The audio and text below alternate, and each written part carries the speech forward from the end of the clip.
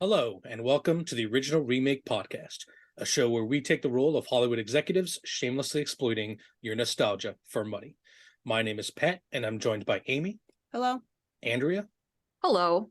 And Nick. Oh, hi. And today we'll be discussing the 1996 Dragonheart.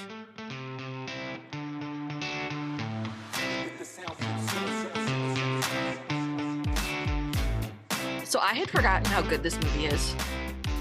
I agree. I hadn't seen it since I was a lot younger. This was one of those classics I grew up with, but I haven't seen it in probably 2 decades. And I was expecting to remember it as kind of like, oh, this isn't actually that good. Me too. I was expecting Enemy Mine, but with dragons. And it does have different. It does have some Enemy Mine flavor, but it doesn't last very long. It's like in the first maybe 10 minutes. Yeah.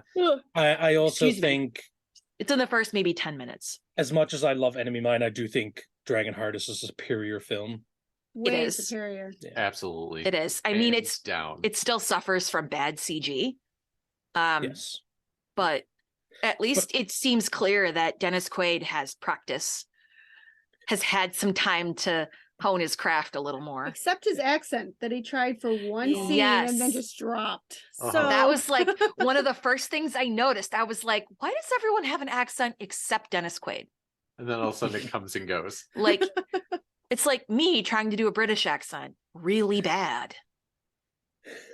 And intermittent and patchy. It's weird that his performance in this film is better than it was in Enemy Mine, because in Enemy Mine he actually has an actor across from him in a suit, and in this one presumably there's just people holding up sticks with tennis balls on them. Yes. And he has to act opposite that, right? And it's amazing. Wow, way better. It's way better. I would say better. I wouldn't go so far as to say amazing. Like, don't get me wrong, I enjoyed this movie. It was good. Yeah. But it's no blockbuster. Yeah, I mean, it could definitely be improved, hence the reason it's on this podcast. Yeah. I mean, I think it was a blockbuster at the time. Like, I think it did well in the theater. But it was overshadowed by the 1996 Independence Day. And the 1997 so Jesus Christ. no movie can surpass that. No one will remember anything else from that year, probably.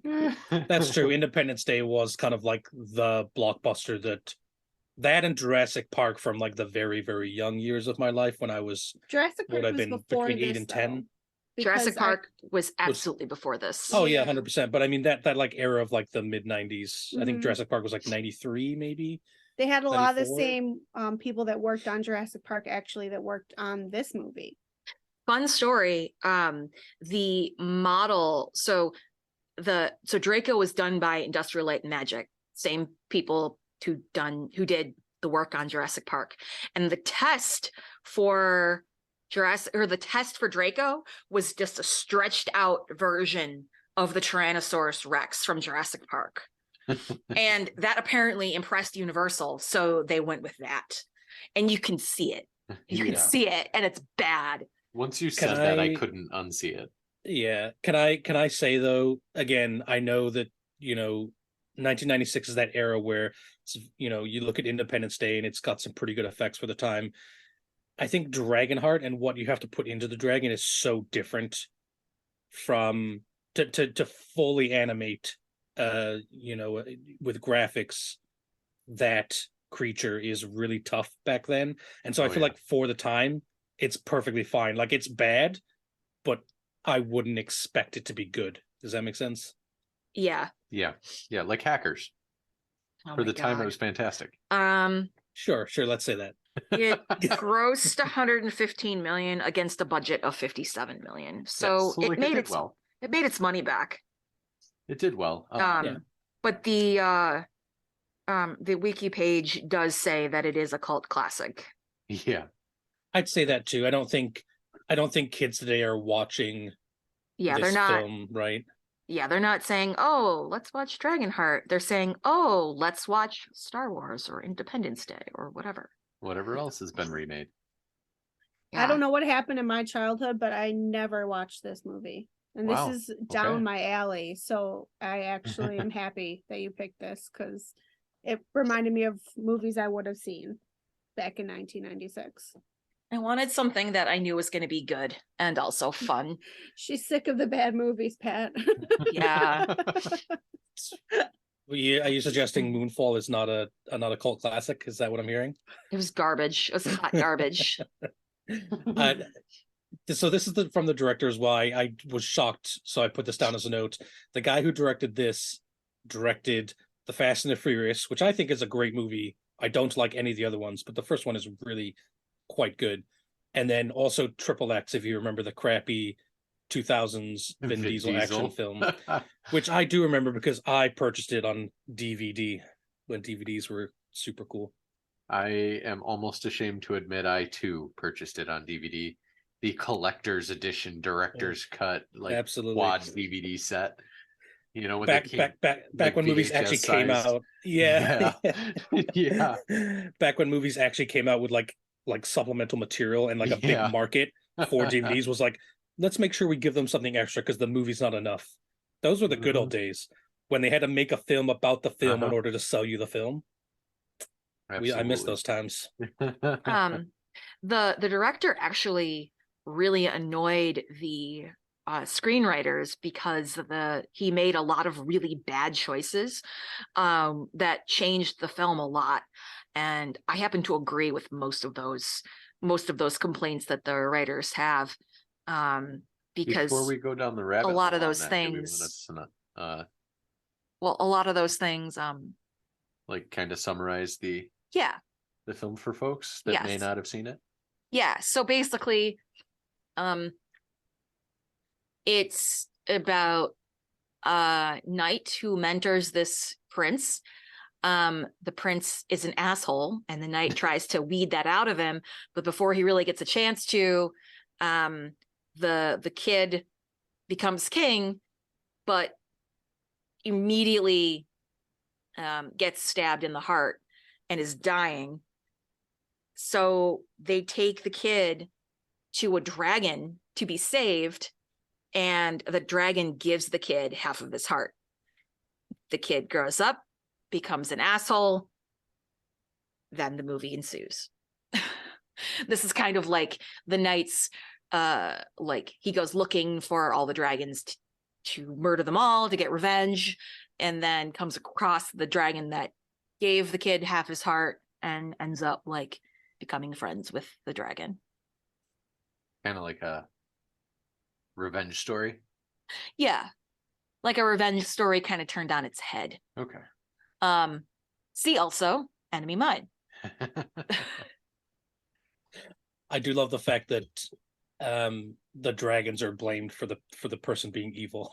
Yes. Yeah. It's like Bowen. It's like, man, this kid's evil. I better go kill every dragon in existence. Right.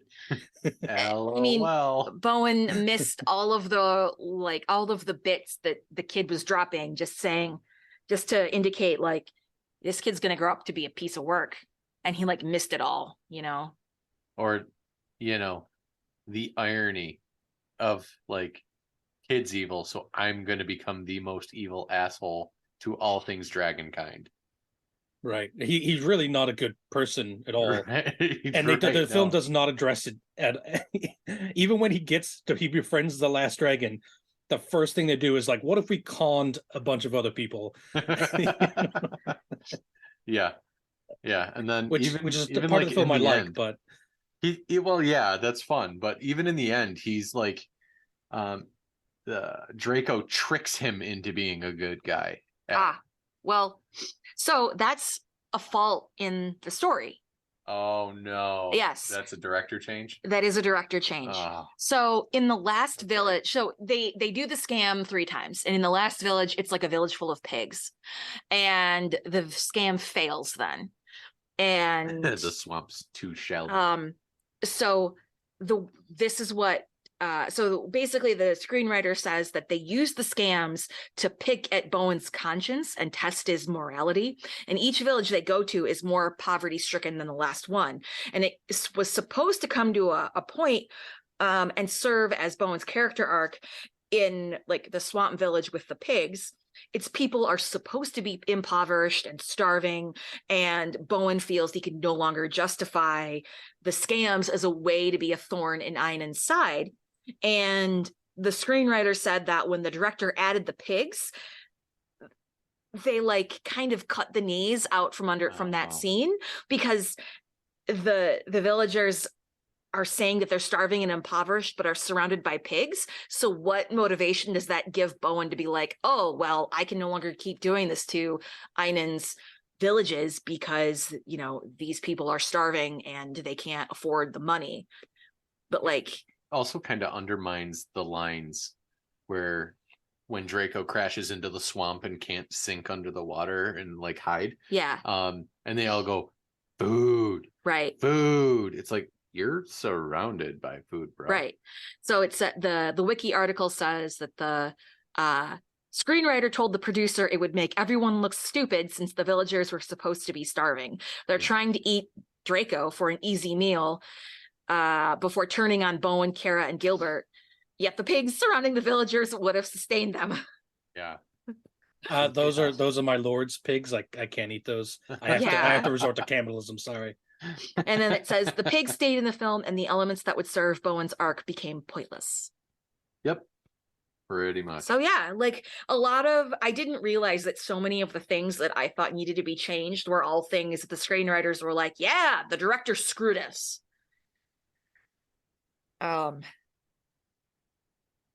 Pretty cool. Yeah. But you were mean saying... are you suggesting that the director of Triple X is somehow incompetent?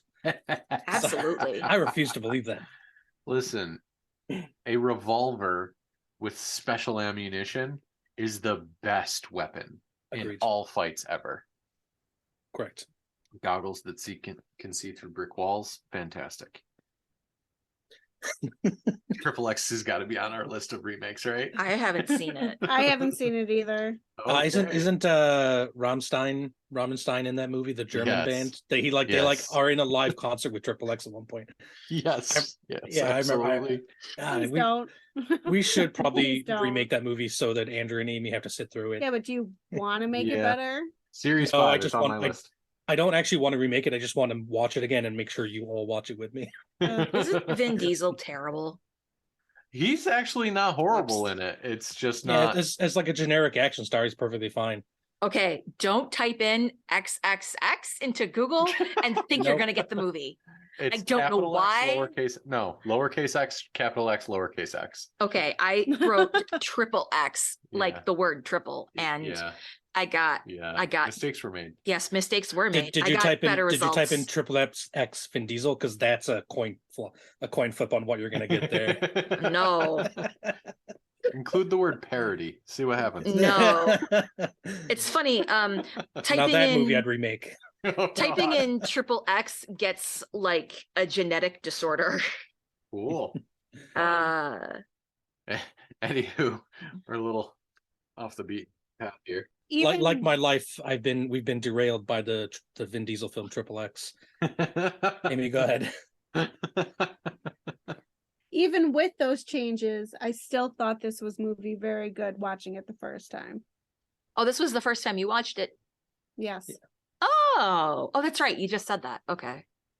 Yeah, I think it holds up well. I think if anyone's watching it for the first time, again, you have to ignore the special effects, but it's got some decent action in it. The one-liners are great. Right. I was going to say, it's funnier than I remember it being. Mm-hmm. The first whole scene was just great. Bad and great at the same time. Wait, the first whole scene? What do you mean? When he was fighting with the prince? Oh, yeah. It was like he was just pulling fortune cookies out of his mouth. Yeah. Everything was just ridiculous. Right. Wait, fortune cookie? Yeah, you know what I'm saying. Yeah, I wrote down that those were the cheesiest lines ever. And the way they were delivered was cheesy too. Like, yeah. The like little head nods off to the side and whatnot. It was like, ugh. It fit though. It just kind of fit because maybe just because they were medieval, they were fighting. I don't know. You know, if it set a bar, it set it really low, which I think helped in future scenes. Yeah. Good point. But there were a lot of like really good one-liners. Like, how do you propose I compose this? Far away is another good one. There's a lot of like brother Gilbert has all of the Oh my every God. every line he says is funny. yes, like everything he says is great. Like the entire like just like him being like a shitty poet going through the movie and end up being like a really great archer is just freaking hilarious. Yeah. It's so good. Shall not kill. Yeah, that scene was Death blow pretty to cool. the heart. I absolutely love that everything he says is a joke except for that, and the movie takes it very seriously when he says "Thou shalt not kill," and then just shoots a guy in the heart. It's the king, right? He shoots the king in the heart. Yeah. That was great. That actor whose name I can't pronounce, so I won't try. Pete Postlethwaite. That's him. Fantastic actor, character actor. You've seen in a lot of things. Passed away, but if you click on his like IMDb page, you'll be like, oh, he was in this. Oh, he was in that. Yeah, he's in everything. So yeah, he would still be in everything if he hadn't passed away. Agreed. Even Sean Connery's lines are great. Yeah. Oh yeah. I have my favorite is I merely chewed in self-defense. I never swallowed. That Yeah. was cute.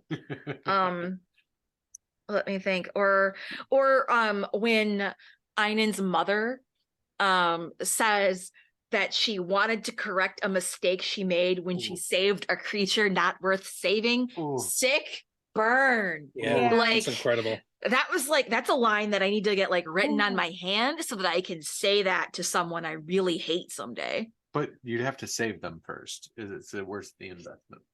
Yes. Like that's a really slow burn kind of. Yeah, that is a pro revenge kind of line there. Yeah. Like you gotta I feel like with the the theme of this movie and the killing and the sort of almost rape scene, I can't believe it was only rated PG, not even PG-13. Really? Times were different back then. That's true. Another fun fact, though, well, maybe not fun. That is supposed to they weren't the original film wasn't supposed to show a rape scene, but like Bowen and Kara have this like love thing going on, and she basically tells him like I can't love you because Einan did like he I don't remember what the phrasing is, but she's like, I've been soiled by Einan, I can't, Oh my gosh. Yeah. And so she tells him that. And again, it was cut because the director wanted it to be more accessible to children. And the screenwriters are pissed that he made that change. And I tend to agree because like they added things like kind of undermines the relationship between the characters. Right. And like, for example, Draco saying yikes when he goes down. Like, what the hell is that? I don't mind this film being accessible to kids. Like I have no problem with them taking out any a rape scene or an implied rape scene. I'd actually be fine with there being no love interest at all. Like the idea that Bowen and what's her name, Kara, honestly are not in a relationship, that she's just a young woman who's like helping stir a revolution would be perfectly fine with me. And the way that the scene is written, because I found the script and read that scene, and it's cheesy as fuck. Like the director actually filmed it but left it out because he couldn't get the performance that he needed from the actors. And reading the scene, I was thinking to myself, I wouldn't be able to get that performance out of the actors either because it's written like shit. I actually kind of like where they left it though. I do too. Like that weird like flirtatious moment when he's trying to teach her how to fight and whatnot. She like gives him kind of like bedroom eyes for a hot second, and then it dies there. Right. So like there's this like suppressed interest for the other. Right. But then they realize, oh no, there's a job to do. We've got to get this done first. Right. It doesn't just push it to the side. So like it's enough of an interest there to like get me engaged into the situation. But I'm glad they didn't beat me over the head with it. Right. Like it doesn't go as far as like, oh God, all this sexual tension. It just kind of like gives a flavor of it. Yeah. So if that's actually by mistake because they couldn't make a scene work, then I guess I'm really okay. Yeah, I'm fine with it too. It would have been annoying, I think. Yeah. Can we talk about our favorite dragon, Comrade Draco, Man of the People? Stern revolution against the man wherever he goes. That would be funny. That's what you meant when you wrote that? Yeah. Like he's literally the one, like no one else is ready to go and fight. And he's like, listen, everyone. We're going to do this. Let's do this. Yeah. And it's like, okay, well, I guess if the dragon's going to do it. That's, oh man. That's I wouldn't go one against a hell of dragon. way. I wouldn't. But like, think about it for a minute. In engaging in any of that behavior, he's basically signing his own death warrant. So that's his just ultra complicated way of committing suicide. He knew what he was getting into. That's what I'm saying. Like he knew. So like by instituting a riot and a revolution against the king, the only way to kill the king, by the way, is to kill Draco. You could have skipped the last hour of the movie and said, bro, you want to go pick a random guy and let him stab you in the heart. But I think implying that the dragon has ulterior motives to inciting the revolution would kind of shoot the reason why Draco is so afraid of dying in the first place in the foot. Like he's afraid of dying because he feels like he sinned, and thus if he dies, his soul will be like lost forever if he doesn't redeem himself somehow. And if he had ulterior motives of saying, well, I'm gonna sacrifice all these people to a revolution just so that I can die, then that would be like an even greater sin, and he probably would understand that and not do it as a result. So his starting the rebellion to take down the king is his way of repenting. Yeah, he has to, like in dragon lore, you have to like earn your way right into the stars. Right. So he's trying to uplift the people and overthrow a tyrannical king at the same time. Right. To redeem himself. Mm-hmm. Okay. Yeah. But if you strip it down to its base components, dude's just messing with people. It doesn't actually make sense, but who cares? Yeah. Life doesn't make sense sometimes. I guess I'll I'll retract my statement then. If he had eaten Einon, would he die? Or would he just be in pain all the time because Einon wouldn't have died and would just be slowly digesting in his stomach acids? No, theoretically, I think he would die from indigestion, right? And then the prince would die in the stomach. I'm not a scientist, but that's my theory. Someone sent us an email with how Draco could have died if he had eaten King Einon. Yeah, there you go. Oh, that's funny. Amy, anything to add on your thoughts for the movie? The whole movie? Just overall. It was good. I found it well done. Yes. Thank you. I found it very annoying that so I think I may have talked earlier in a previous episode how composers sometimes get lazy. Oh, yeah. Like, for example, John Williams, the score to Harry Potter sounds just like the score to Home Alone. And for this movie, this score sounds just like the score to Gettysburg and just like the score to Down Periscope. The composer did all three. And it's just like, I was listening to the film and I was like, wow, this sounds a lot like Gettysburg. Why does it sound so much like Gettysburg? And then I looked it up and it was like, oh, same composer. Well, someone was lazy. He also did the film, the music for the hit 2000s action film Triple X. Oh my god! Yeah. Oh my god! So the composer may have been lazy. But the director was even lazier. Yeah. I gotta be honest. I really like the theme to this movie. I don't know which one came first, but yeah, I mean, I think all composers have their kind of style that they go back to, right? But it's the same thing. It's the same music. But like, it was really good. But I thought it was good. Can we play a clip? Probably not. Probably without not. Getting copyright. They'll come after us. Whoa. This guy also did the music to an amazing TV show called The Adventures of Briscoe County Jr. Which is okay, incredible. that was a fun show, but I do think the music was similar. So Gettysburg was 1993. This movie was 1996. Right. So the point I'm getting at is 93 for Gettysburg, 96 for Down Periscope, 96 for Dragonheart. Inside of 3 years, you had 3 scores that all sounded the same. Yeah. That, by definition, is lazy. Yes. It's like But when you take the gap between Home Alone and Harry Potter, at least for the most part, it's falling out of social consciousness, and you can probably get away with it a little bit. No. not for you. I'll look it up. I'll have to look it up afterwards because I do enjoy Gettysburg quite a bit. It's a great film.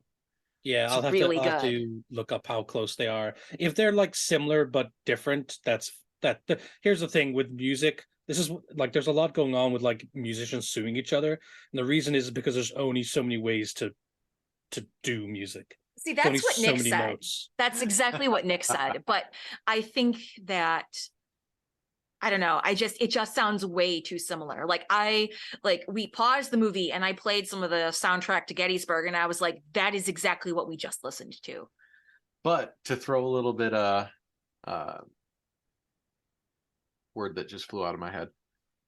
To play devil's advocate for a moment, I pulled up the This Is Burke track to How to Train Your Dragon, and there's a very similar feel there, because I believe some of it's just stylistic for,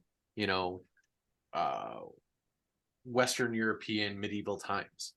Like there's a certain sound that goes associated with that thought, and like you can scrunch your nose up at it, but like it wouldn't be excusable for something like Down Periscope, which is a movie about a submarine.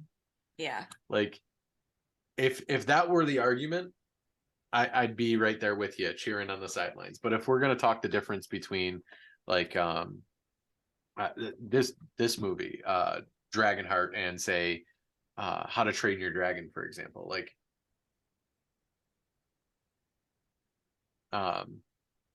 yeah,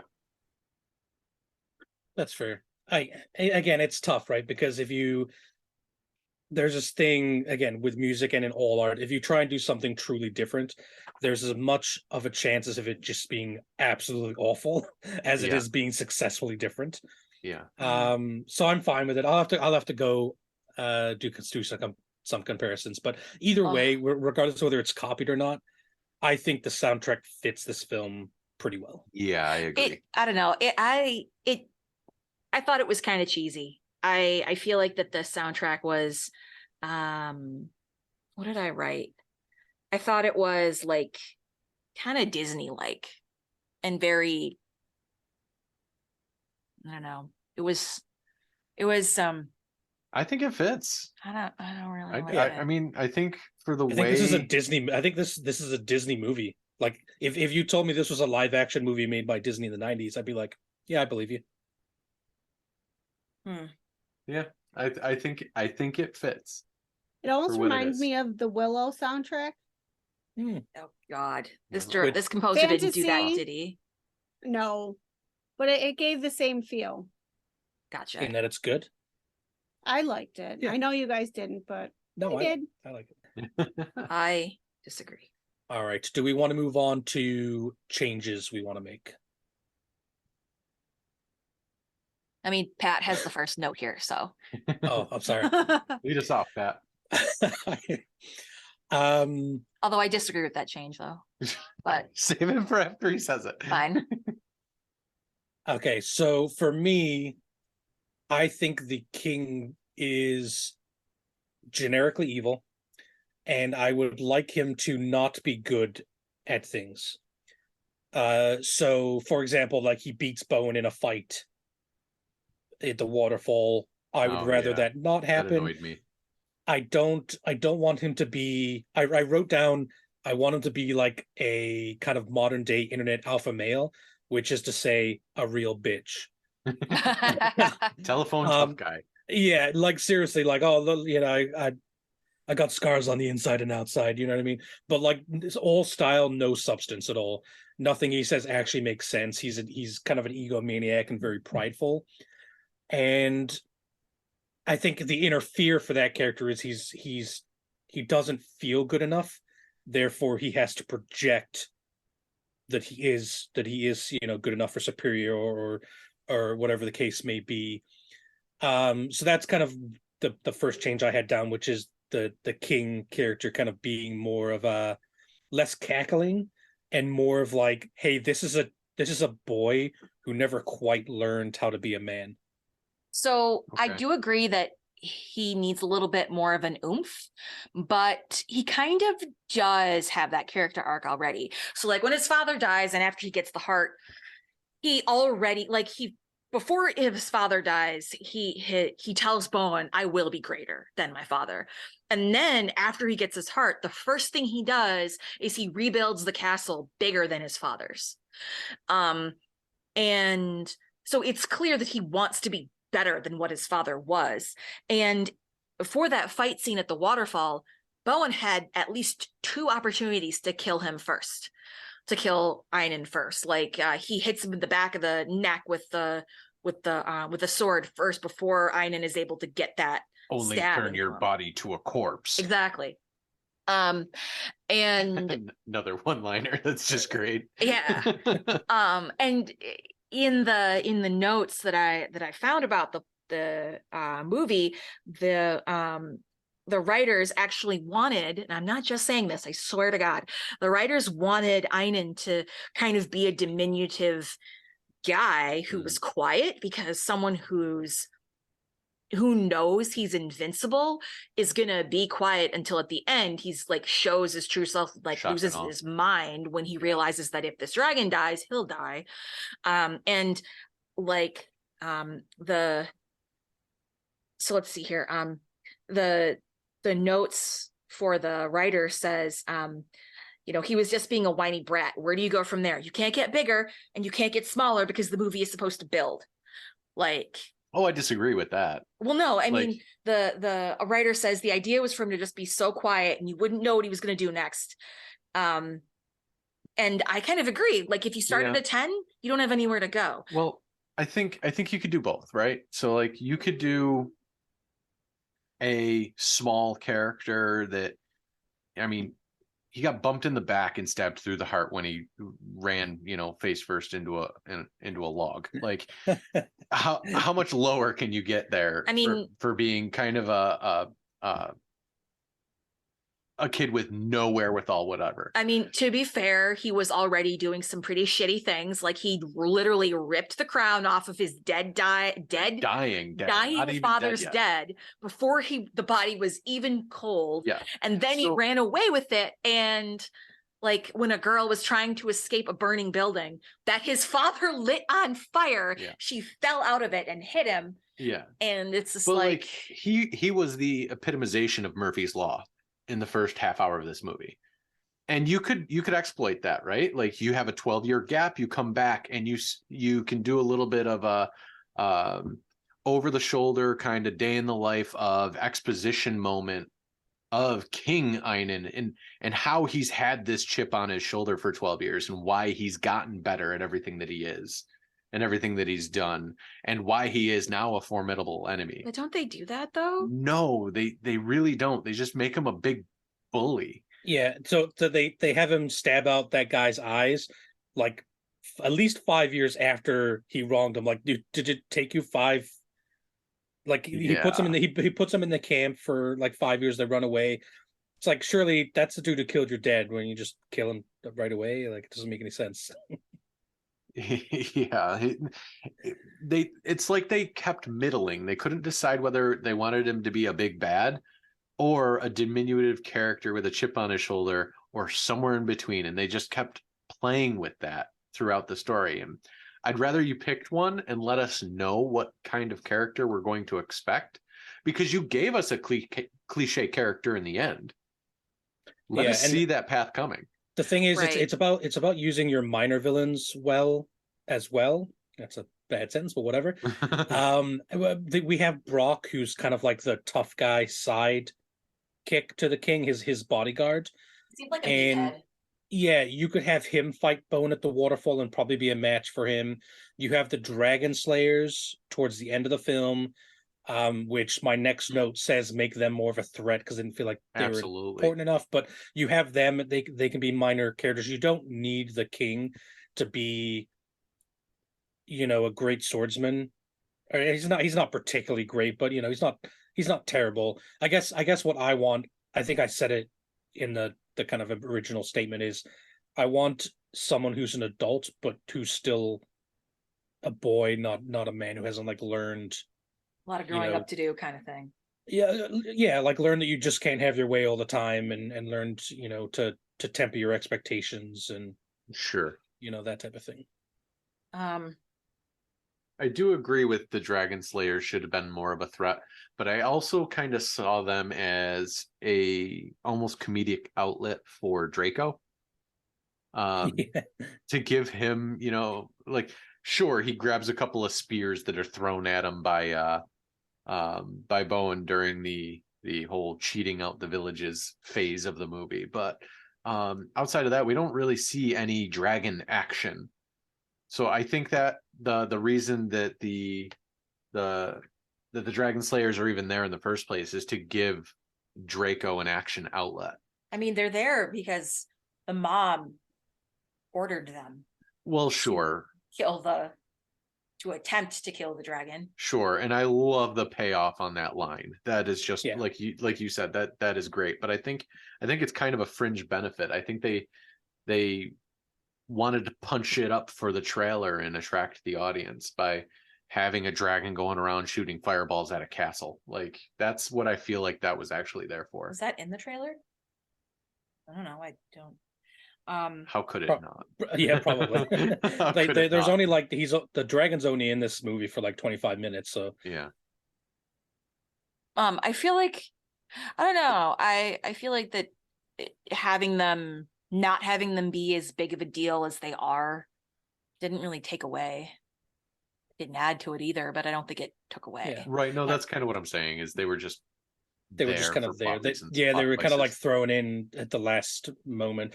Perhaps my next edit will explain why I want to add a bunch of things, because I want this movie to be 3 hours long. Yes, I agree. Yeah. Give us some more depth. That'd be great. It's a long time.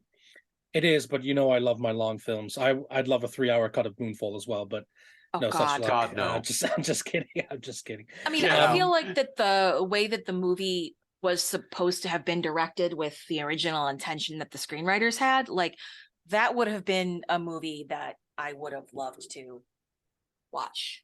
Like, that would have been a 3-hour movie that I would have liked to watch. Yeah, and so the film, there's the introduction part where then there's the con man part of the movie, and then they jump right into everyone, let's have a rebellion. And I feel like you could add more time to kind of flesh out Act 2 into more of a turnaround for all of the characters, as opposed to, we're doing a con, okay, we visit an old castle, and we're moving on to rebellion, go. You know what I mean? I mean, the rebellion is kind of spurred on by Kara, because Einan, literally kills her father in front of him. Yeah. He says, I've always thought death was a release, not a punishment. And that's his justification for killing her dad. Or excuse, even. His excuse. Yeah. Obviously, update the CGI. It's bad. Yeah.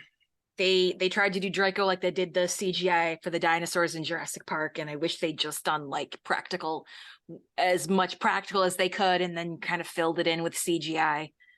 I think Pat said it earlier, but if you keep in mind the time, I think they did fairly well with the CGI. I mean, I remember being impressed when I was 15. Yeah, I think like we've talked about in previous podcasts, like, movies back then had a different bar, right? Like, putting on the screen what they put on the screen was probably revolutionary.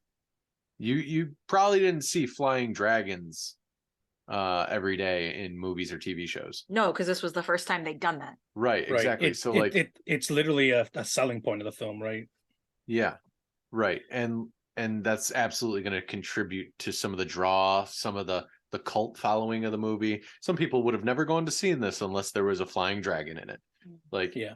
And but that's just not something we have anymore. Don't leave it bad on purpose for the remake, right? Like, oh right, Yeah, yeah, no. yeah. We have the technology. Game of Thrones exists. Okay, Yes. like we can do better. So let's do better. But I Yeah. feel like that as I'm sorry. No, go ahead.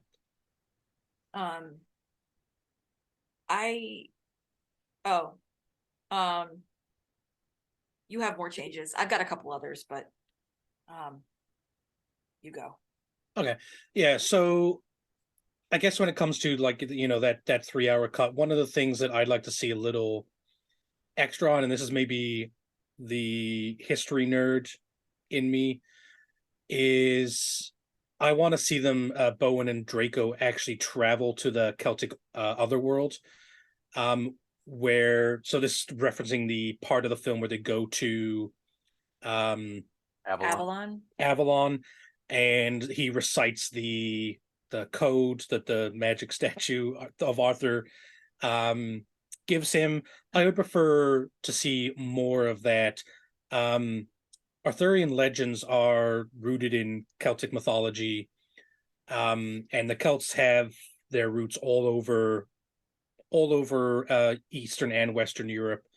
Unfortunately, they didn't write a lot down. So almost everything you know about the Celts is from Greek and Roman sources who did write it down, and they hated the Celts because the Celts were warrior people and like constantly sacked their cities.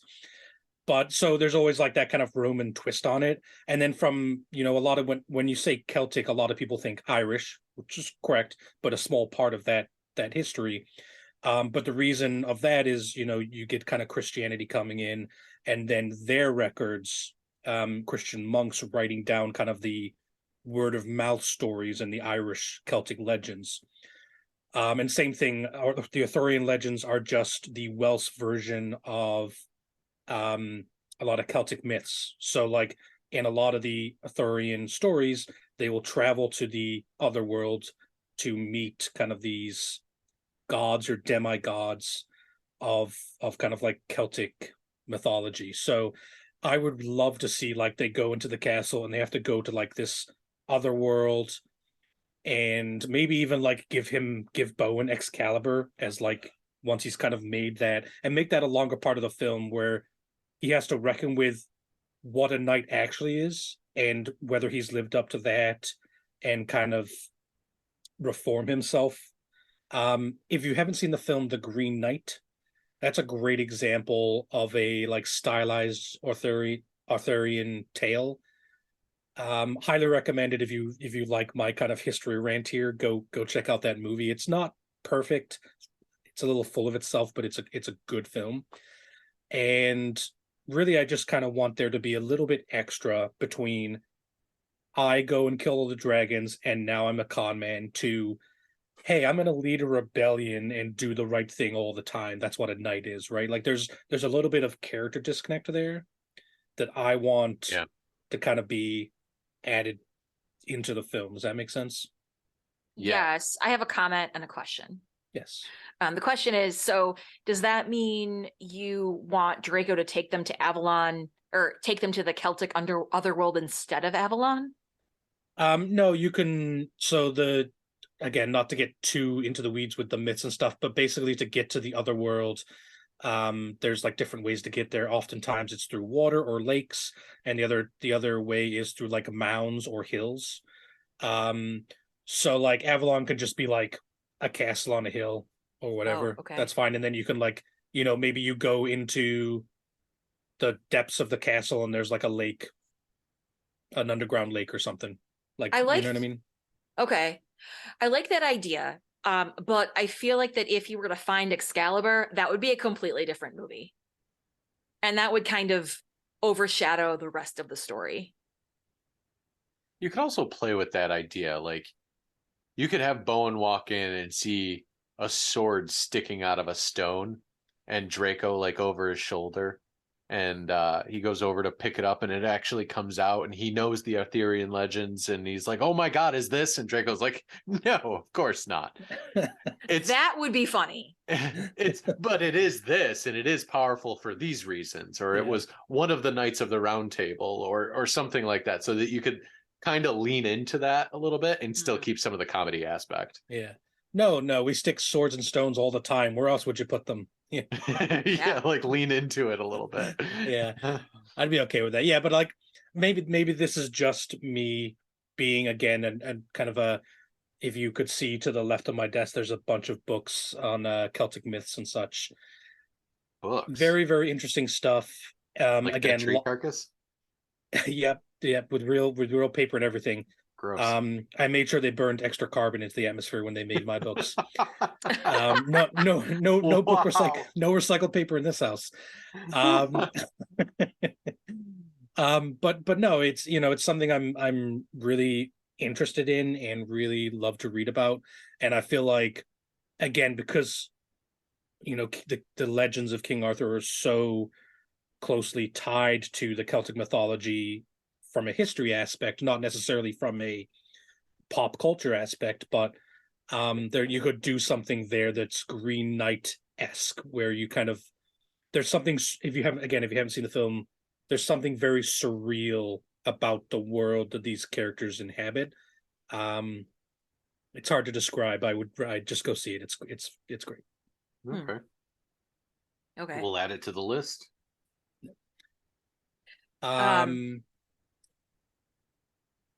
I do have one more thing I'd change. Yeah. And this is kind of like a technical bit. I thought that the voiceovers were really bad.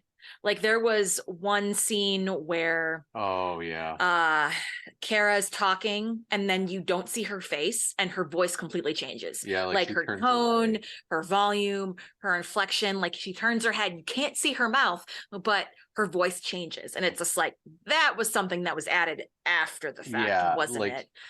And there are a couple other ones too, like in post. It's like anything that they added in post didn't match the rest of the sound of the movie. Right. Like any words that were spoken by Bowen or by Kara where you couldn't see their mouths just sounded off. And it didn't sound like it was part of the rest of the, I keep wanting to say play.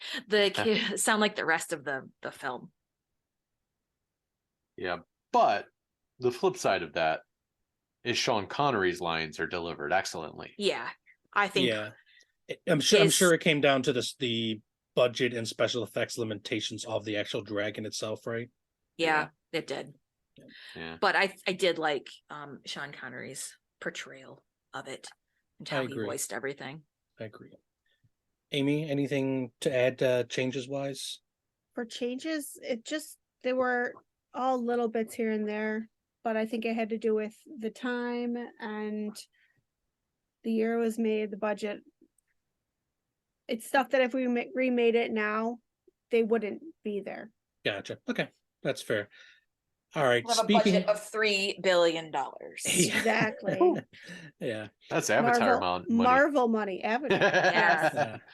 Yeah. Avatar: The Way of Water, great example of how you could make a CGI dragon these days. Gotta get in my Way of Water reference this week. I know that the actual visual of Draco bothered you guys. It didn't bother me though. There were some scenes that were great. There were some scenes that were good, but there were a couple, like one good one being where Bowen is like sitting in front of the fire and he's in front of Draco. It was like, ooh, that's a green screen, isn't it? That's not great. Well, not just that, but like Draco's face looked great, but like they were curled up. And like it was right after his shoulder flared up because he got because Einan got stabbed in the shoulder, so they're trying to show the relationship there and how now Draco's shoulder's hurting, and well, Draco is like, okay, it's bedtime, curls up and goes to sleep. Yeah, and Bowen like sits there and is like trying to stay awake and look after him. That was a moment. That was a good moment. That was a very good moment. One of the few Dennis Quaid moments of like true good acting, because sometimes, oh man, it's rough. But that was one of those good moments. But anyways, what I wanted to point out there, it was the CG, like the dragon's head, neck, great. Yeah. Shoulders, if you will, where the wings attach, and torso and down. It looked like a texture from a 1980s Atari game. It was rough, and it's certain scenes like that were just real rough. But then other scenes where you've got Draco flying through the sky catching spears, and it looks perfectly fine. So Right. I think you're right. I think it's limitations of the time, or to Pat, one of your points, maybe they just ran out of budget to polish it. Yeah, It was probably a mix of both. To make a comparison about how quickly the technology changes in this regard, Dragonheart's 1996. There's a film that came out in 2001 called Lord of the Rings: The Fellowship of the Ring, and Gollum, like Yeah. that CG performance is It's incredible. incredible. Right? So Yeah. just in 5 years, you can see how far they've come from like trying to animate the dragon to now trying to do like motion capture, and then from there kind of combining them into like now humans are like motion capturing like animals too, like Planet of the Apes, like the dragon Smog from the Hobbit films, which I didn't care for, but the dragon special effects are quite good for the most part. Yeah. Yeah. And I do believe it's, a victim of its circumstance, but when you see excellent CG in one scene and then god awful CG in one of the next scenes, that's a little like immersion breaking. Yeah, for sure. Yeah. All right. Speaking of CG voices, we'll move on to casting.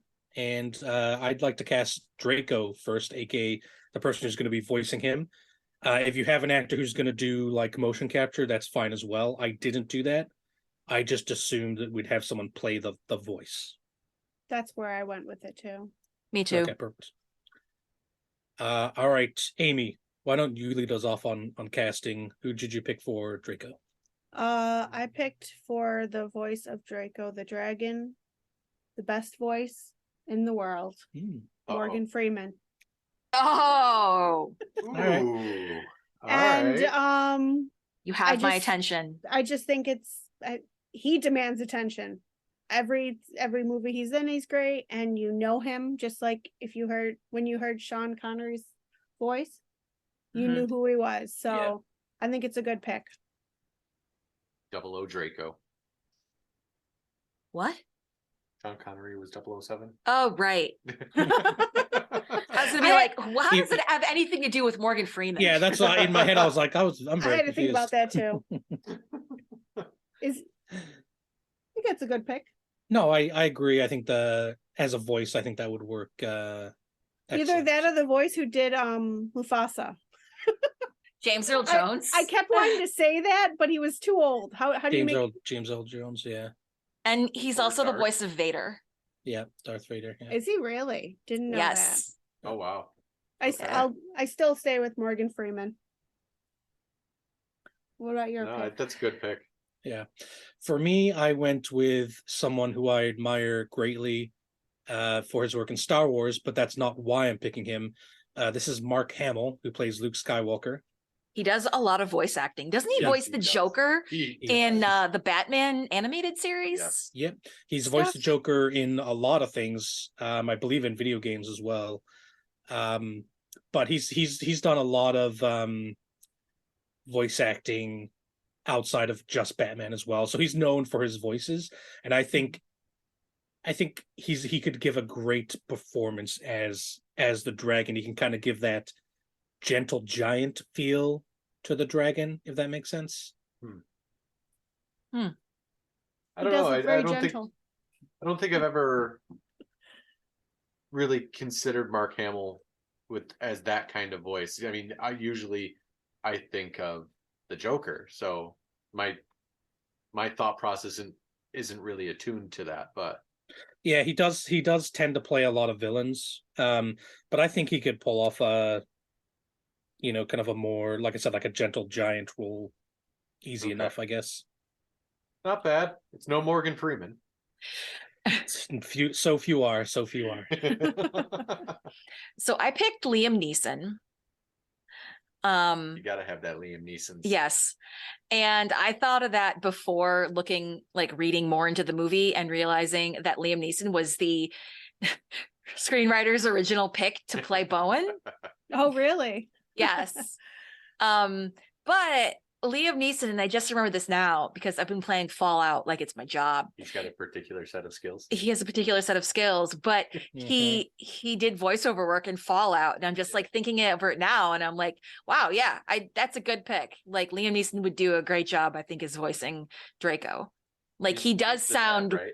What? He's the dad in Fallout 3. Yeah, he's the dad in Fallout 3, and he's got that, warm and endearing voice to, and also like a voice that'll kind of scare the crap out of you when he talks like sternly. If you ever take his child. Or blow up Megaton. Which I've clearly never done. So I went with David Tennant. I don't think it needs any description whatsoever. I mean, dude's been everything. He's been Doctor Who. He's been he is a terrific actor. Yeah. Broadchurch. Guys ever seen Broadchurch? No. But like if you want to see him in a truly heinous villain role, look at Jessica Jones. Yes, he was fantastic in that. He was very good. Kilgrave, right? Kilgrave, yes. Yeah. So like I think he's got the range and the acting chops, and you get to strip that down into just a voice behind a dragon. I think he could do wonders. I agree. He can sometimes, I think he's gotten past the playing Doctor Who and being generally a silly person stage of his career, and he can now do both, right? Like in Good Omens, he's a little bit silly. Jessica Jones, he's flat out evil. Broadchurch, he plays like a detective, like a kind of out of luck detective, kind of suffering from a little bit of I have seen that depression. Yeah, it's got Olivia Colman's in it as well. But I'm just thinking, if you mix a little bit of the Doctor Who silliness in there, you can still keep up with the whole pretending to be a dying dragon every Thursday when Bowen throws a spear your way. But also, some of that Jessica Jones evil seriousness to it. You can have those darker, more serious moments too.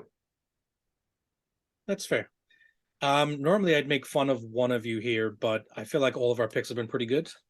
Except Pat's. I mean, Pat's going up against Morgan Freeman. It's true.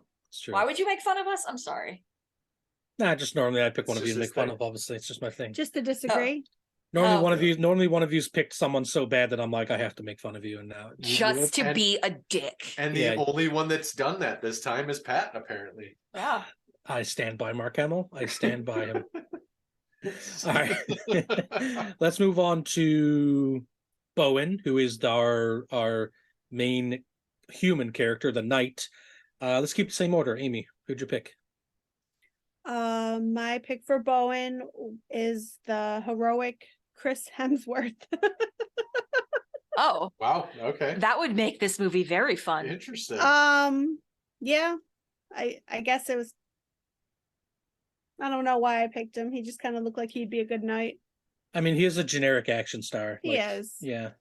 He can play serious and he could play not serious. I think he could do the con man part of Bowen for sure. Like no question, I think. Yeah. What serious roles has he been in that were good? I'm trying to think. Extraction is a Netflix film that's quite good. Oh, okay. Oh. But that's just a generic action film. Is that still on Netflix? I would assume so. Yeah, I think Netflix made it and they're coming out with a second one. So. Oh. I mean, I think it's time to put him in a serious role with a flying dragon to show everyone what he has. I mean, outside of Marvel, I can't think of anything I think he just fits the character. He's already, Yeah. Oh, he was in a crappy one of the newest crappy Men in Black film. Hey, I like that. Well, He was- you should feel bad. He I was have in such the- mixed feelings about that movie. He was in the all-female Ghostbusters. And I like Yeah. that one too. Yeah, but That was funny. He's playing a parody of himself, though, right? Like he's Yeah. he's literally eye candy. Yes, and That's it's great. the joke, right? Yeah. And yeah. I accept it.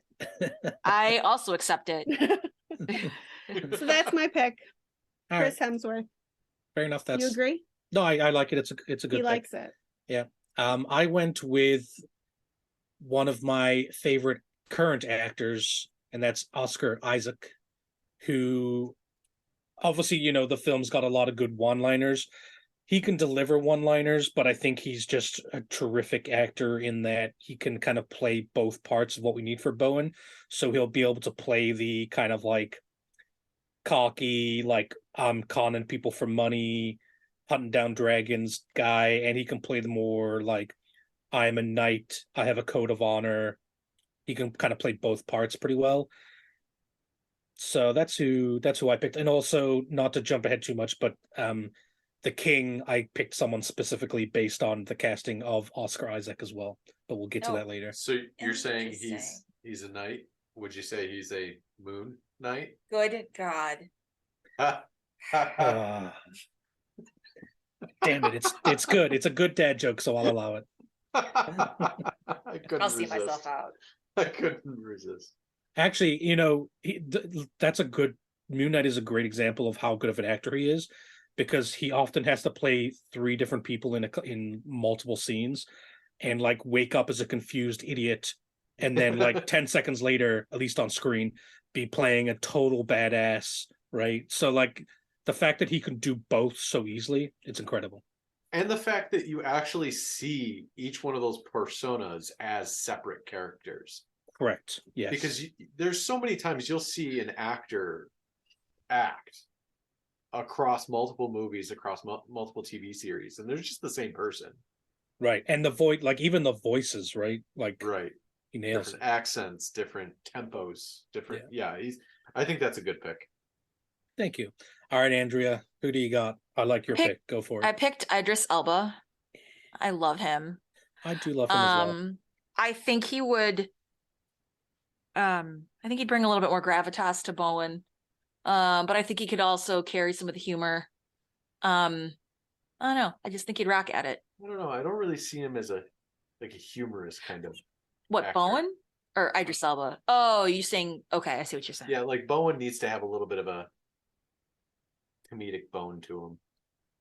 I'm not sure. Like, I'd love to see that from Idris Elba, but I don't have good examples to really pull from to say, you know what, you're right, that'd be perfect. Yeah, he could definitely pull off like the total badass being a knight aspect of it, right? Oh yeah. Oh just yeah. Have him stand and look at you. Yeah. And you probably pee yourself. Like, I mean, but I don't know that you can flip that and have him be funny. He was in Zootopia.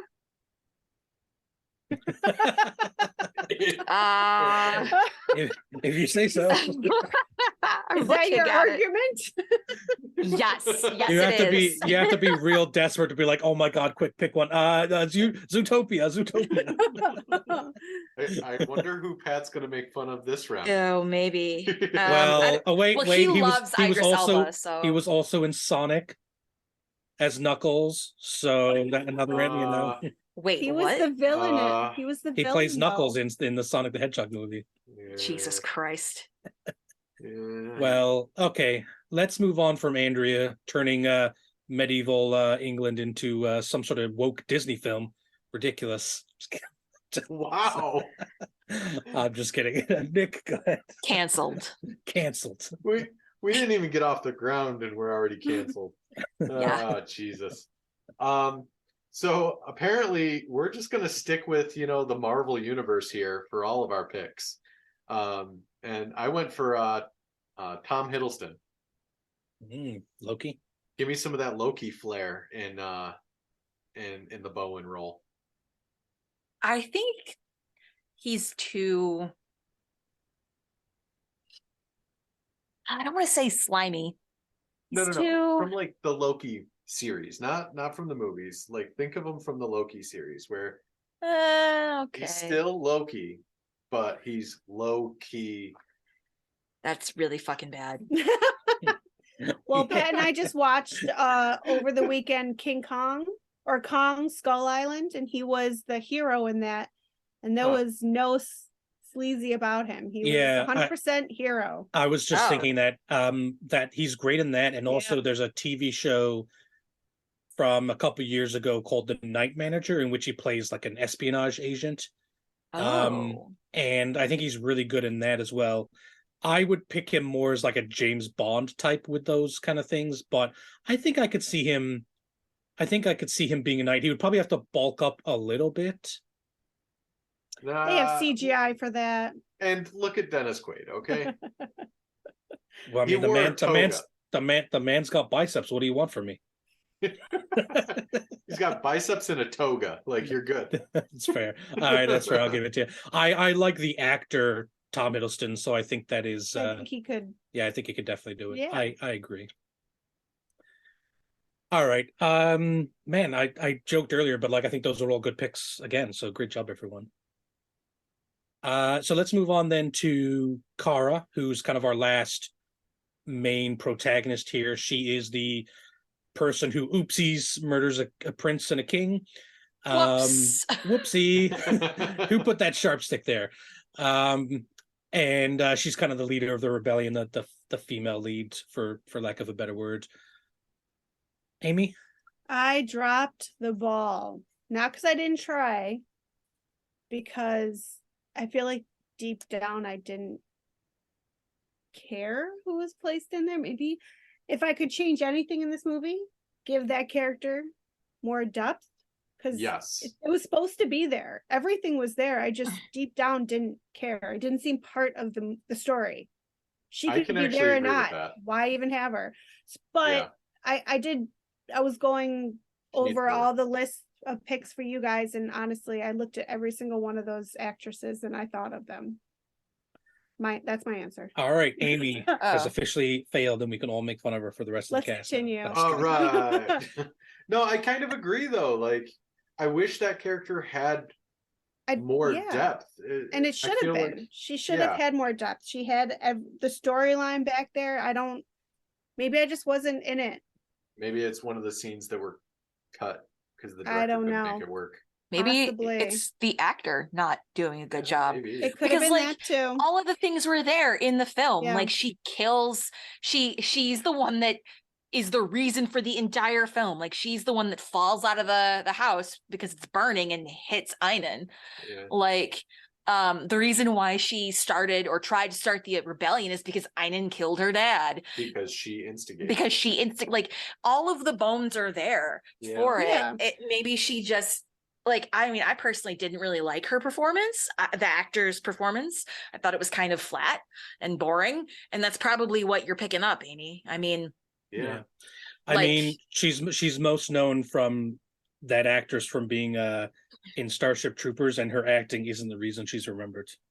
oh boy, Okay. it's boobs, isn't it? It is boobs. That's correct. Wow. I just said it, man. Put it out there. That's right. All right, Pat, what do you got? I went with Audrey Plaza, which seems kind of like a weird choice, but I've Aubrey seen Plaza? her. Explain yourself. Yeah, Okay. I've seen her in a lot of things lately. We recently saw Operation Fortune, which I didn't think was very good, but I did think she was very good in it. Yeah, she's everywhere recently. She's been in post Parks and Rec. I gotta tell you, she's done some really, really good indie movies. Emily the Criminal is one I watched this year. There's one about I can't remember the name of it. It's about time travel that she's in, and she was fantastic in that as well. Safety Not Guaranteed is the time travel film. Okay. She's in Scott Pilgrim versus the World, which I still haven't seen. Sorry, everyone.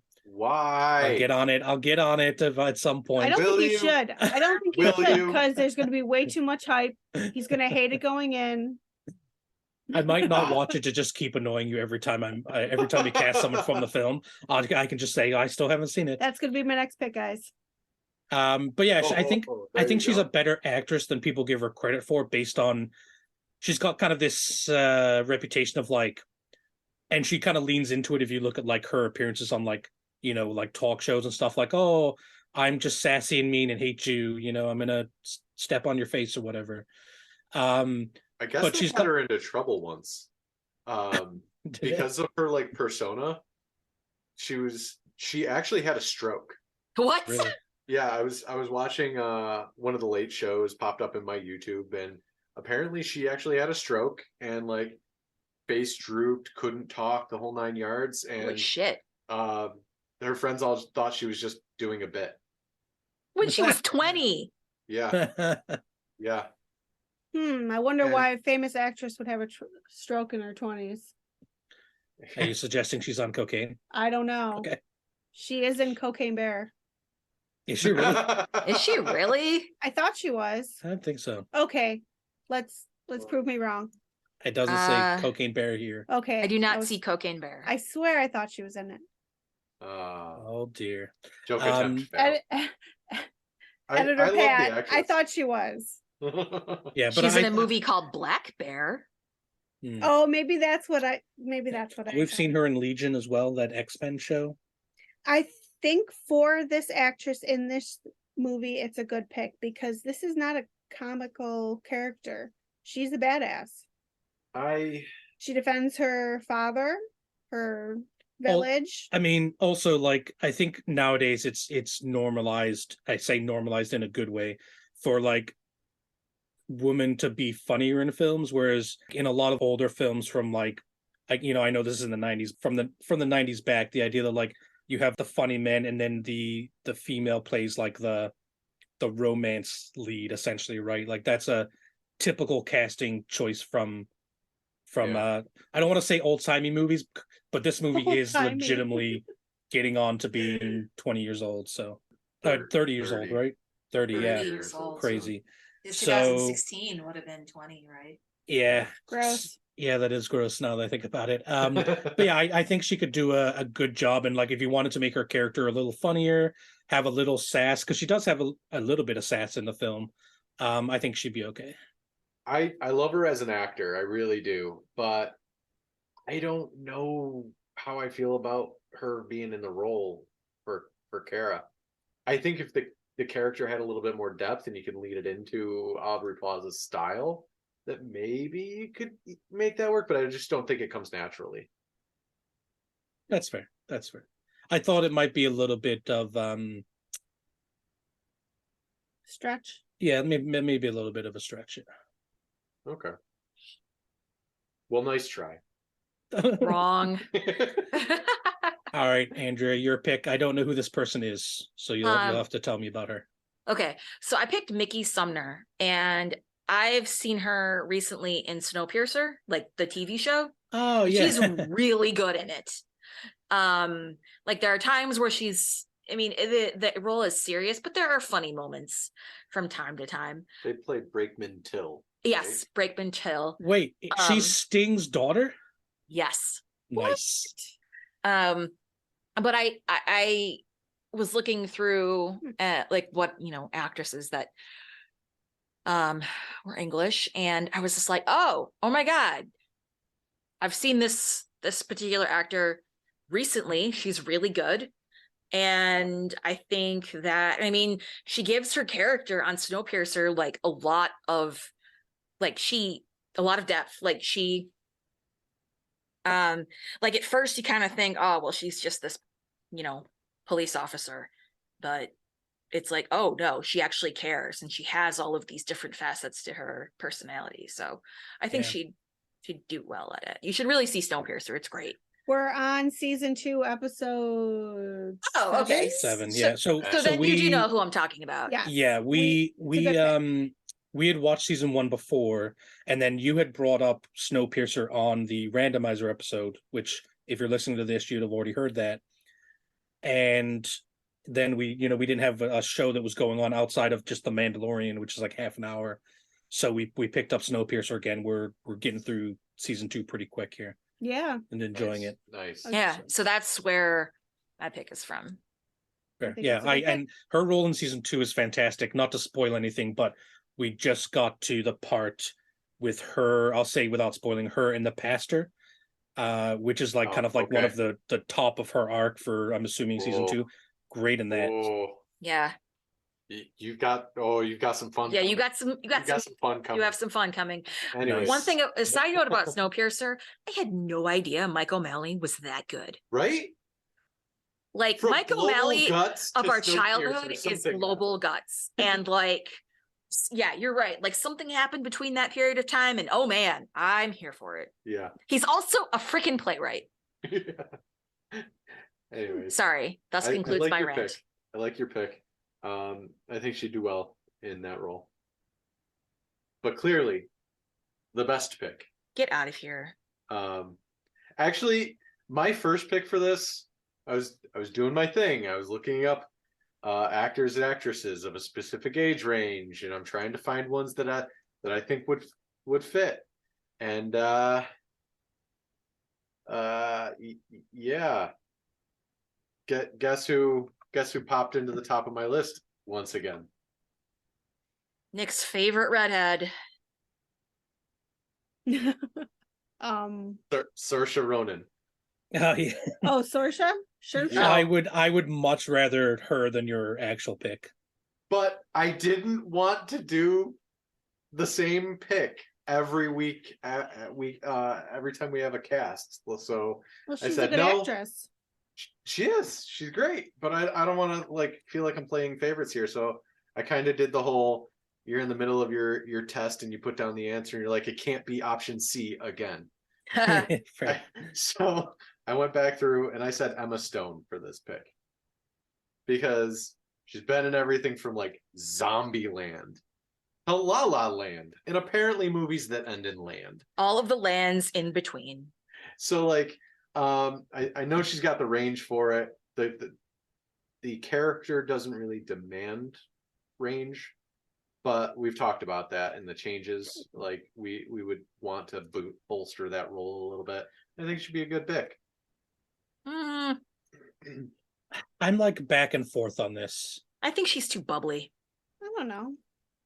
Not in Zombieland. I did not see Zombieland. Well, then you can't. Zombieland is correct. Actually, Zombieland is probably her audition for this film, to be honest. I'm looking at like the other films I've seen her in, like, you know what I mean? Like that's probably the closest thing to. But she was Cruella de Vil. I haven't seen that film. I saw it and she was evil. It wasn't bad. I don't think it's a bad Great. pick. It's not a bad movie, and I stand by my pick. It's better than my pick. Wrecked. All right. I wasn't being wrong.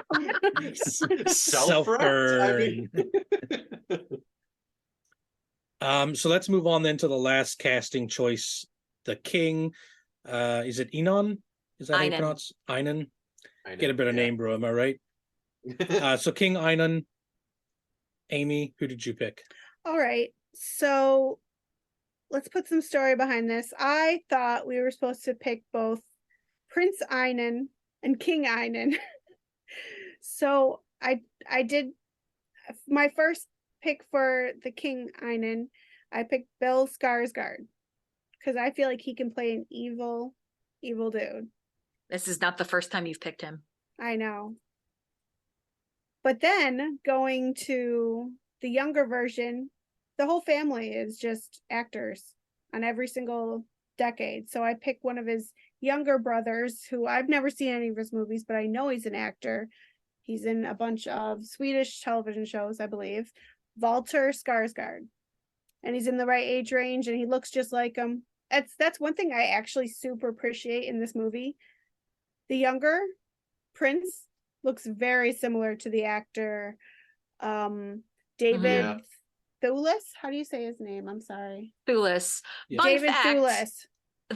It's funny because this is the first time I saw David Thewlis, and when the casting for Harry Potter and the what is it? When this movie originally came out, it was the first time you saw this. Yes, back when in the movie 90s. originally came out back in the 90s. What was Professor Lupin in? He was in The Prisoner of Azkaban, I think, which is the Correct. third one. Yeah. So when I saw the cast list for Prisoner of Azkaban, I was like, oh, that's not gonna work. And then I saw that film and I was like, oh, that's different. He's a really good actor. Yeah, Yeah. he's Yes. great in Plays an Sandman as asshole well. so well. I completely fell into Oh. his role. I forgot he was in Sandman. Oh, Yeah. Yeah. You're right. He was good in that. Bill Skarsgård is a great actor. I just saw him in John Wick 4, and I think honestly that like the type of character he plays in that would be perfect for like my vision of the king. He's got like a kingly look, doesn't he? He does. Not when he's being creepy But- playing it or whatever. Yeah, but like, no, it's just because he's got really weird features, but he doesn't have to do that. Yeah. And then I figured, hey, might as well throw in the other Skarsgård and for the king, put in the older brother. Yeah. Listen, I'm not a fan of nepotism. He kills his son. I'm not a fan of nepotism, but these Skarsgårds all got good acting genes because they rock their roles pretty well. There's so like 37 of them. Yeah. there is. Speaking of nepotism, my pick is a nepo baby too. Yay. Yay. And this is in reference to Oscar Isaac from earlier. Oscar Isaac plays this character's father in the movie Dune, and this is Timothée Chalamet. Timothy. He's So hot right now. he's in a lot of things. I am casting him based off of obviously Dune, where he plays kind of royalty, but more specifically, the movie The King, Yes. which is, I believe, a Netflix film as well. And if you're a history buff, you'll enjoy it. But I think he's great in that film as a king, and kind of a reluctant king. And I think he can translate that role into the role we want him to play, which is, something that's a little more childish, right? Like a little more man-childy. He can definitely play that. He could definitely play a character like that, I think. I'm looking at the pictures from that film and it's like, yeah. Right. So if you, it's worth a watch, honestly. Again, it's a historic film, but if you don't know anything about the history side of things, I still think you can get along perfectly well with the film. It doesn't need to be, you don't need to know the history to watch the film. So Yep, it's worth adding to the list. Yeah. to the list. What's the other one that other movie that you said that was on Netflix? Extraction. That's just a generic action film. It's fine. There's nothing wrong with it. It's like if John Wick was not as good because it had a lower budget and Chris Hemsworth instead of a higher budget and Keanu Reeves. But it's really not bad. Like it's a typical, like, Chris Hemsworth needs to, get a child back to somewhere safe. Like it's one of those films. So Okay. Yeah. So, lady, what'd you pick? Oh, I love Pat's pick. yes. Like I read that and I was like, oh shit, I can't think of anybody else now. My brain is blocked. Yeah. Because So- again, like he looks king like, right? Yeah. Especially after Googling the King, like, Especially after they put him in a movie called The The King. King. Yeah. yeah. So my pick, I did a ton of research. I started looking up actors on lists for the appropriate age range, late teens, early 20s is what I'm guessing the age range would be, because there was that 12-year gap and he was probably 10, 12 years old when it first started. So like I figured right around that 20s mark. Went down through, I'm like, oh, hey, this guy would be a great pick. You know who I picked? Is it someone from the film The King? It may very well be someone from the film The King. Who is it? Who is it? Tell me. I think his name is Timmy. Timmy. Little Timmy Chalamet. Yeah. Yep. And when I saw the notes sheet where you and then Andrea had had put the same things, I'm like, well, this is the way. This is This the way. is the way. This is the way. This is Demonetized. yeah. Yep. All right. I think both of those are good picks. So honestly, like I didn't think of Bill Skarsgård, but I think he'd be really great in it as well. I'm a little disappointed, all of us, though. Why? The character that we all seem to have appreciated and liked a lot, we didn't even think to put him as a casting. Gilbert. Brother Gilbert. Gilbert. I leave Pete Postlethwaite as Brother Gilbert. Like I wouldn't change that. We can't, but And, like, but no, you he get was to one pick of the one. best. You get to CGI him in. Yes, Okay. because we get to pick one. we're gonna pull a Star Wars here. Yeah.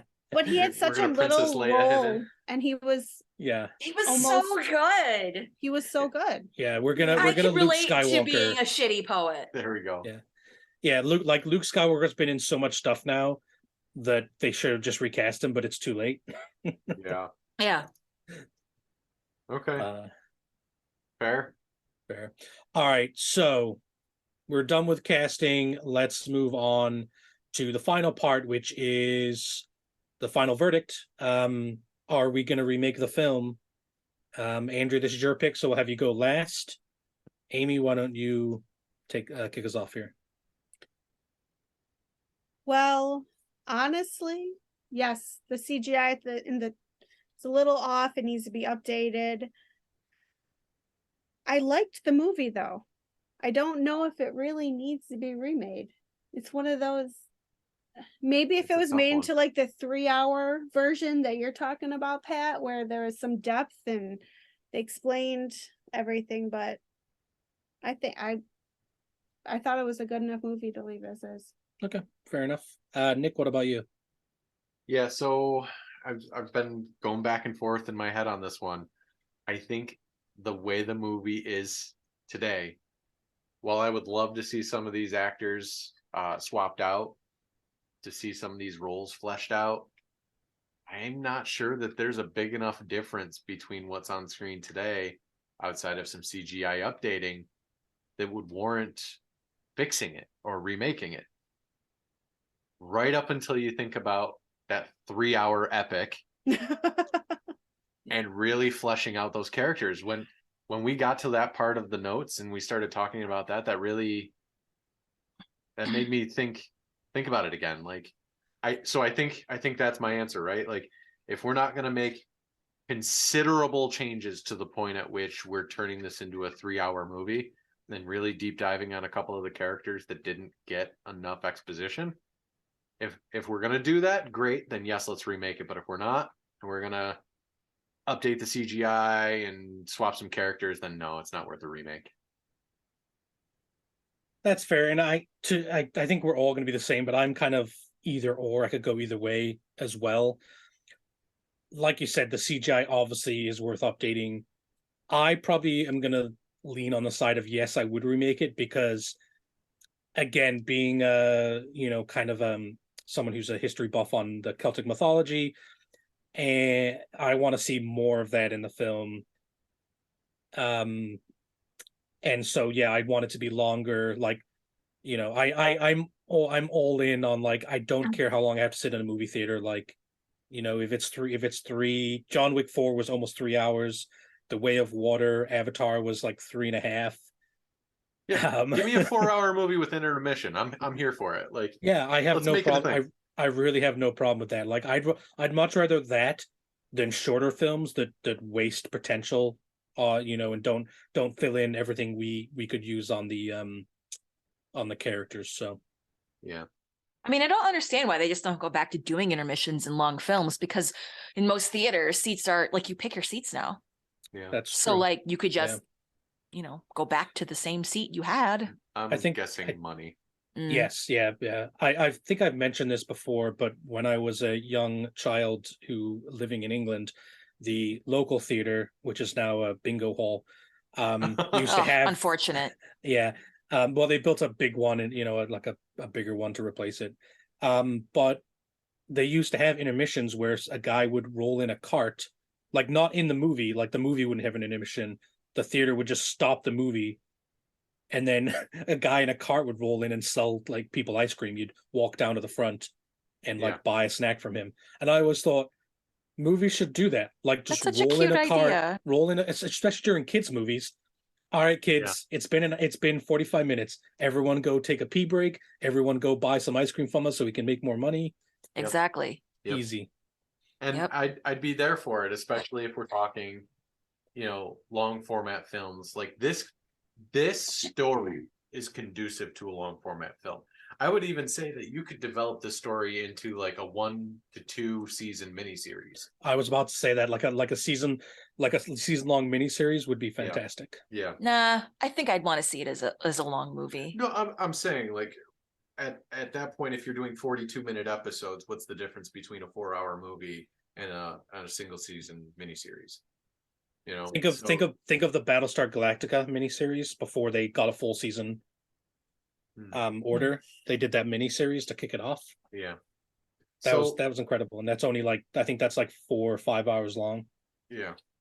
And they did the same thing again with Gattaca. Did they really? The prequel. Oh, gotcha. Oh, right. Yes. Yeah. Sorry. I was thinking of the something else.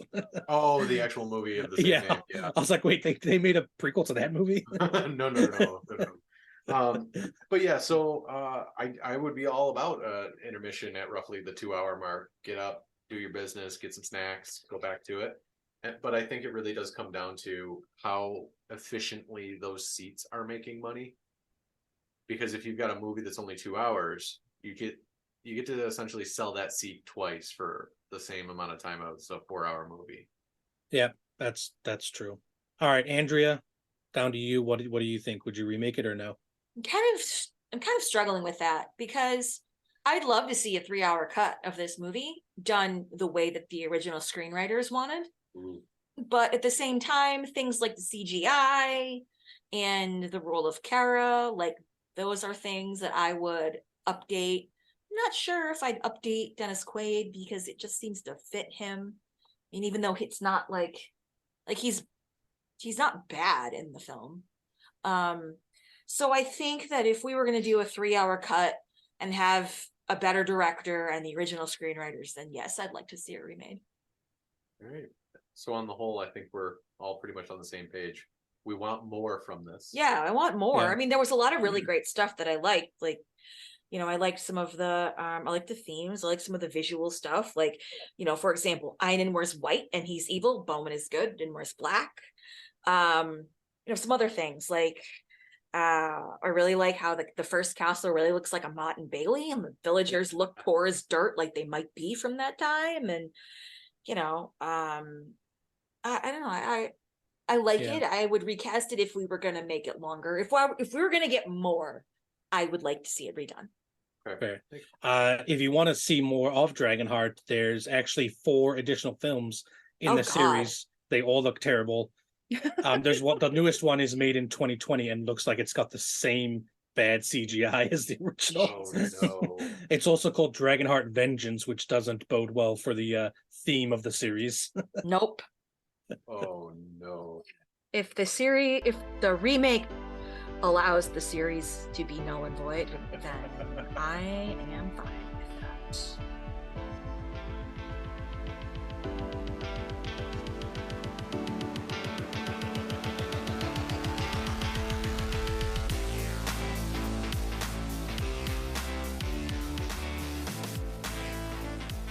Thanks for listening to this episode of the Original Remake Podcast. If you'd like to provide feedback or have a question, please email us at remake.cast@gmail.com.